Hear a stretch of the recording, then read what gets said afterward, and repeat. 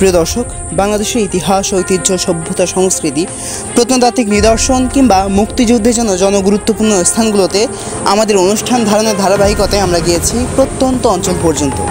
তারই ধারাবাহিকতায় আমরা আজ প্রত্যন্ত অঞ্চলে নয়, তবে এসেছি মুক্তিযুদ্ধের জন্য অন্যতম গুরুত্বপূর্ণ একটি শহর মেহেরপুরে।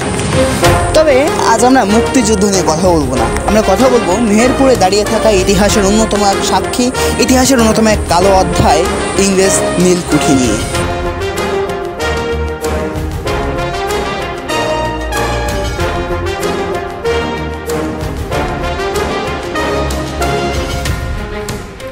দর্শক মণ্ডলী, কথা বলছি বাংলাদেশের অন্যতম একটি প্রত্নতাত্ত্বিক নিদর্শন মেহেরপুর জেলার আমঝুপি নীলকুঠি থেকে।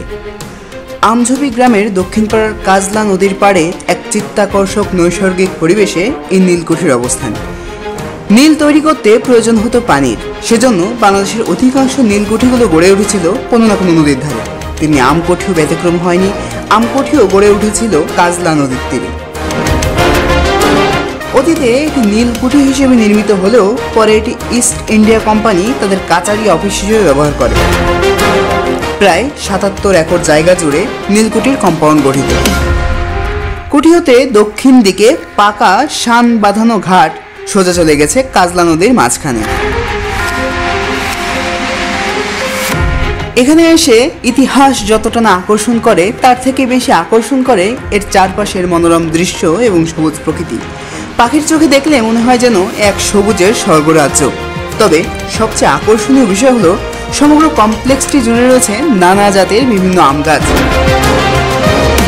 প্রিয় দর্শক, আমার ডান হাতে এই মুহূর্তে যে ভবনটি দেখতে পাচ্ছেন, এটি মূলত ইংরেজ আমলে ব্যবহৃত একটি পরিত্যক্ত ভবন। আমঝুপি নীলকুঠিতে দেশীয় স্থাপত্যের সঙ্গে ইউরোপীয় স্থাপত্য, বিশেষ করে ব্রিটিশ স্থাপত্যের সংমিশ্রণে ভবনটি তৈরি করা হয়েছে।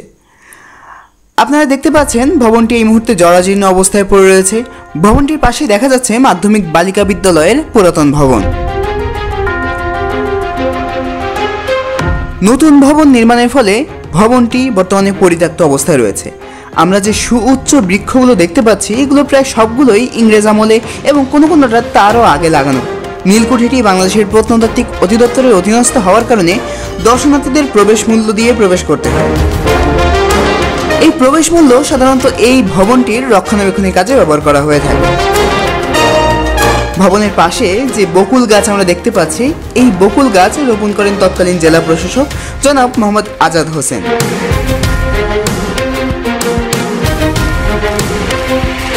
এই কুঠি বাড়িতে ঢোকার প্রবেশ পথে একসময় দুপাশে অনেক বড় বড় আম গাছ থাকলেও সেগুলো বর্তমানে ঝড়ে ভেঙে গিয়েছে।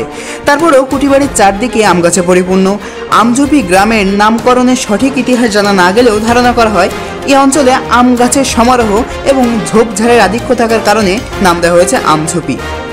1972 সালে তৎকালীন বাংলাদেশের প্রধানমন্ত্রী তাজউদ্দিন আহমেদ এখানে আসেন এবং আমঝুপি নামের সার্থকতা রক্ষায় তিনি এখানে প্রচুর আম গাছ রোপণ করেন। একে পর্যটন কেন্দ্র হিসেবে প্রতিষ্ঠার উদ্যোগ নেন। এই প্রত্নতাত্ত্বিক নিদর্শনটি তৈরির শুরুর দিকে নীলকুঠি হিসেবে ব্যবহৃত করলেও ক্রমেই এটি ইস্ট ইন্ডিয়া কোম্পানির অফিস হিসেবে ব্যবহৃত হতে থাকে। ইতিহাসবিদদের মতে এই নীলকুঠিটি সম্ভবত 1800 এর দশকে প্রতিষ্ঠিত। কুঠিটিতে কেনি, সিমসন, জেমস হিল, ফরগুন ক্রকফোর্ড, ওয়ার্ডস, হ্যামিল্টন এবং আরও অনেক ইংরেজ শাসকদের অত্যাচার এবং শোষণের সাক্ষ্য বহন করছে।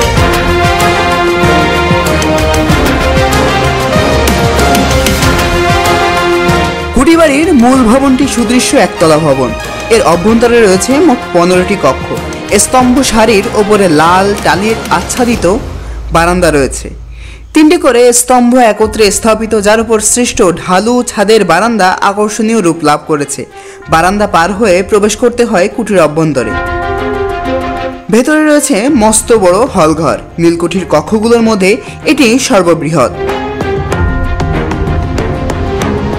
কাঠের মেঝেযুক্ত অর্ধগোলাকার এই কক্ষের এক কোণায় রয়েছে একটি ফায়ার প্লেস। কক্ষটির সামনে দেয়ালের উপরিভাগে টাঙানো একটি বড় মহিষের মাথা। এর দুপাশে আরো অনেকগুলো ঘর রয়েছে। এর কোনোটায় বসতো নাচের আসর, কোনোটায় আবার ঝাড়বাতির নিচে লুণ্ঠিত হতো বাঙালি নারীর সতীত্ব, আবার কোনোটায় চলতো নীল চাষিদের উপর অমানসিক নির্যাতন। জানা যায় এটি মূলত ছিল জলসা ঘর।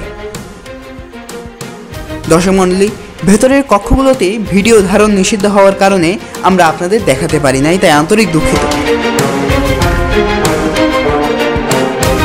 এই নীলকুঠিতে রয়েছে আরো বেশ কয়েকটি ছোট বড় কক্ষ। এসব কক্ষ ব্যবহৃত হতো বৈঠকখানা, সঙ্গীত, নৃত্যগীত, আমোদপ্রবোধ ইত্যাদি করার জন্য। এর সাথে রয়েছে 4টি সাজঘর ও পরিচারকদের কোয়ার্টার। পশ্চিম দিকে অবস্থিত পরিচারকদের ও সাহায্যকারীদের বসবাসের জন্য যে দালানগুলো তৈরি করা হয়েছিল সেগুলো বর্তমানে কুটিবাড়ির নিরাপত্তা কর্মী ও তত্ত্বাবধায়কের বাসভবন হিসেবে ব্যবহৃত হচ্ছে। এ ভবনে 6টি বিশেষ কক্ষ রয়েছে এবং এই কক্ষগুলো অতিথিদের জন্য সংরক্ষিত। কিন্তু এই অতিথিশালাগুলো রক্ষণাবেক্ষণের অভাবে দুর্দশাগ্রস্ত হয়ে পড়েছে। একটি কক্ষের ছাদ ধসে পড়ার উপক্রম হয়েছে। দর্শক মণ্ডলী, ছোট বড় কক্ষগুলোর মধ্যে একটি কক্ষের মেঝে বিশেষভাবে নির্মিত। একসময় আমঝুপি গ্রামে প্রচুর সাপের প্রাদুর্ভাব ছিল। কুটিবাড়ি নির্মাণের সময় সাপ থেকে রক্ষা পাওয়ার জন্য কক্ষটির মেঝে মার্বেল পাথর দিয়ে অত্যন্ত মসৃণ এবং ঢালু করে তৈরি করা হয়। এমন ঢালু মেঝে তৈরি করার নেপথ্যে যেমন সাপ প্রবেশ নিষিদ্ধ ছিল, তেমনি অনেকের পিঁপড়া নিয়ে ঝামেলা ছিল। ফলে তারা পিঁপড়া এবং সাপ যাতে হাঁটতে না পারে তেমন পিচ্ছিল একটি কক্ষ নির্মাণ করেন। এ ভবনে রয়েছে 3টি কক্ষ। পেছনের দিকে রয়েছে ভোজন কক্ষ। কক্ষগুলোর উপরিভাগে রয়েছে রঙিন কাচে আবৃত গোলাকার ক্ষুদ্র আলো প্রবেশের জানালা। জনশ্রুতি আছে নবাব সিরাজউদ্দৌলার বিরুদ্ধে পলাশির যুদ্ধে প্রথম বৈঠক এই গোপন কক্ষটিতে অনুষ্ঠিত হয়েছিল। এখানে লর্ড ক্লাইভ, ঘসিডি বেগম, মীর জাফর সহ অন্যান্য ষড়যন্ত্রকারীরা পলাশির যুদ্ধের নীল নকশা তৈরি করে। তবে এখানে কিছু কথা রয়েছে, সেটা হলো আমরা লোকমুখে যদিও শুনে থাকি যে এখানে মূলত পলাশির যুদ্ধের শেষ ষড়যন্ত্র করা হয়, কিন্তু এটা মূলত অপপ্রচার এবং এটি এর কলঙ্কের উপর আরও একটি কলঙ্ক লেপনের চেষ্টা করা। আমরা যদি ইতিহাসগুলো ঘাটার চেষ্টা করি তাহলে আমরা দেখতে পারবো যে ইতিহাস অনুসারে নীলকুঠিগুলো তৈরি হয় প্রায় পলাশির যুদ্ধের অন্তত 20 বছর পরে, এবং এই নীলকুঠিগুলো তৈরি করার মূল উদ্দেশ্য ছিল নীল চাষ করে এখান থেকে নীলগুলো সাপ্লাই করা। অর্থাৎ পলাশির যুদ্ধের সময় নীলকুঠি থাকার কোনো সম্ভাবনাই নাই। আমরা যদি ইতিহাসবিদ সৈয়দ আমিনুল ইসলামের মেহেরপুরের ইতিহাস গ্রন্থটি দেখি তাহলে আমরা সমস্ত বিষয়টা স্পষ্টভাবে বুঝতে পারব। আমিনুল ইসলামের মতে লুইস রোনাল্ড নামক একজন ফরাসি সর্বপ্রথম নীলকুঠি স্থাপন করেন এবং এটি স্থাপন করেন 1777 সালে। আর আমরা জানি পলাশির যুদ্ধ হয় 1757 সালে। সুতরাং 1757 সাল থেকে 1777 সাল, এটা প্রায় 10 বছরের ব্যবধান। সুতরাং কোনোভাবেই এই নীলকুঠি থেকে ষড়যন্ত্র পরিচালনা করা সম্ভব নয়। আবার ইংরেজদের মাঝে এই নীলকুঠিটা সর্বপ্রথম নির্মাণ করেন, অর্থাৎ এই যে নীলকুঠি নিয়ে আমরা কথা বলছি, এই নীলকুঠিটা সর্বপ্রথম নির্মাণ করেন ক্যারেল বুম এবং এটি নির্মিত হয় 1778 সালে। সুতরাং এই নীলকুঠি কোনোভাবেই পলাশির যুদ্ধকে প্রভাবিত করেনি। কুটিবাড়ির ভেতরে আজও রয়েছে ইংরেজদের ব্যবহার করা চেয়ার, টেবিল, খাট, মহিষের শিং ইত্যাদি। ঘরগুলোর মেঝে অত্যন্ত মসৃণ। কয়েক শতাব্দী আগে বানানো এই মেঝের মসৃণতায় এ যুগেও যেন বিস্ময়। কাজলা নদীর ওপর পর্যন্ত সম্প্রসারিত সেতু, শান বাঁধানো বসার আসন বেষ্টিত ঘাট নিঃসন্দেহে এই কুঠির সবচেয়ে চিত্তাকর্ষক ও ব্যতিক্রমধর্মী বৈশিষ্ট্য।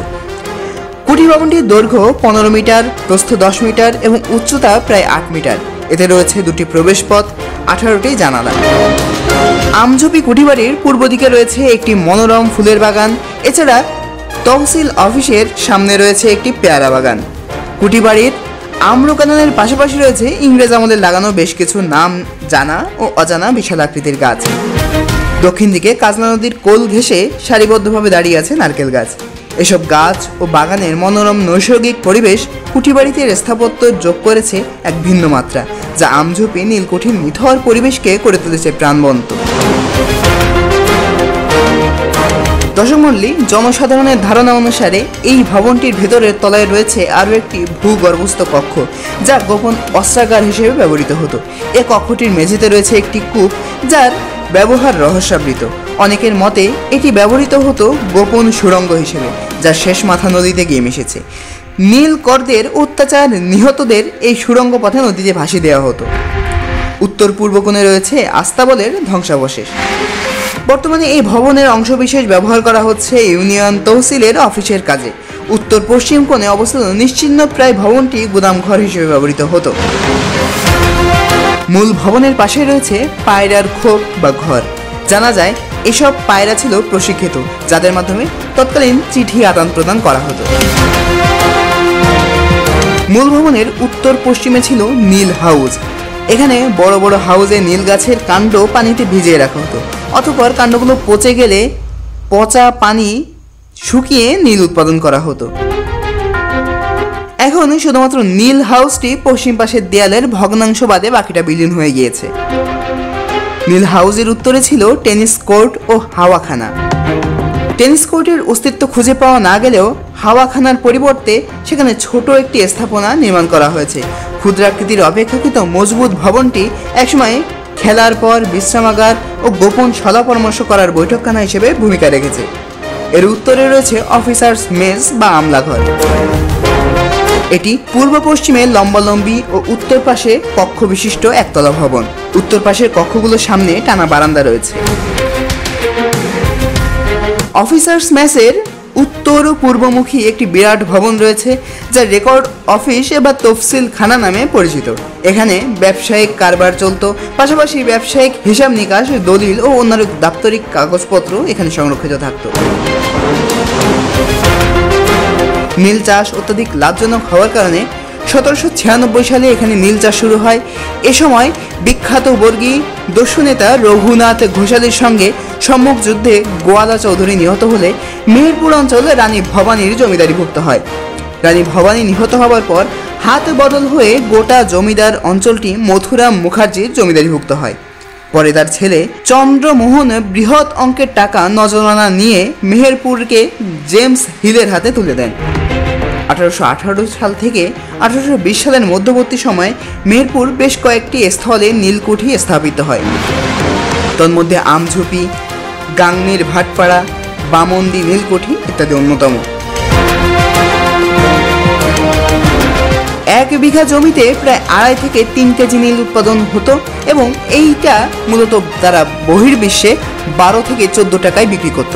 তবে দুঃখের বিষয় হলো 12 থেকে 14 টাকায় বিক্রি করলেও আমাদের কৃষক যারা ছিল, অর্থাৎ যারা কষ্ট করে এই নীলটা তৈরি করছে, তারা মূলত 3 থেকে 4 টাকা পেত, যেটি দিয়ে তাদের সংসার কোনোভাবেই চলতো না।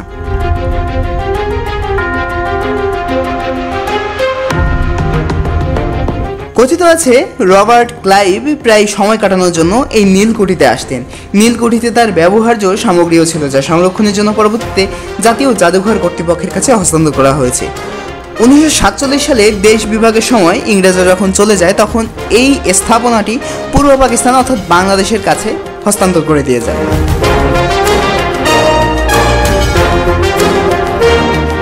ভবনের সম্মুখভাগ রয়েছে কাজলা নদীর দিকে, কারণ তৎকালে নদী পথেই সকল যোগাযোগ চলত। তাছাড়া জানা যায় তৎকালীন নীলকারদের নৌযান এসে এখানেই থামতো এবং এই পথেই তারা ঢুকত। নদীর মাছ থেকে একটি শান বাঁধানো সিঁড়ি উঠে এসেছে মূল ভবনের সম্মুখভাগে। এটি তৎকালে কাঠ দ্বারা নির্মিত ছিল। এই বাগানের ভেতর দিয়ে ভবনটির বারান্দায় উঠতে হয়। এটি ভবনটির প্রধান প্রবেশপথ। প্রিয় দর্শক, এই মুহূর্তে যে গাছটি দেখতে পাচ্ছেন, এটি সেই কালের সাক্ষী নীল গাছ। নীলকুঠিতে এসে যেন নীল গাছের দেখা পেয়ে আমরা যেন খুঁজে পাই সেই পুরনো ইতিহাসকে, যেন খুঁজে ফিরি সেই সময়ের নির্যাতিত, অত্যাচারিত সেই নীলের একটি বংশধরকে। প্রিয় দর্শক, ইতিহাস এবং সময় দুটোই এগিয়ে চলে তার নিজস্ব গতিতে, কিন্তু ইতিহাস আমাদের জন্য রেখে যায় শিক্ষা, ইতিহাস আমাদের জন্য রেখে যায় আমাদের জন্য দীক্ষা। ইতিহাস থেকে শিক্ষা এবং ইতিহাস থেকে দীক্ষা যিনি গ্রহণ করতে পারেন, তিনি হতে পারেন সত্যিকার অর্থ মানুষ। তার হাতেই পৃথিবী বদলে যেতে পারে। আমরা চাই আমাদের এই পৃথিবী হোক সাম্যের পৃথিবী। আমরা চাই আমাদের এই পৃথিবীতে প্রতিটা মানুষ সুখে শান্তিতে বসবাস করুক। এমন পৃথিবী গড়ার প্রত্যয়ে, এমন অসাধারণ মানুষ গড়ার প্রত্যয়ে আমরা আজকের অনুষ্ঠান এখানেই শেষ করছি।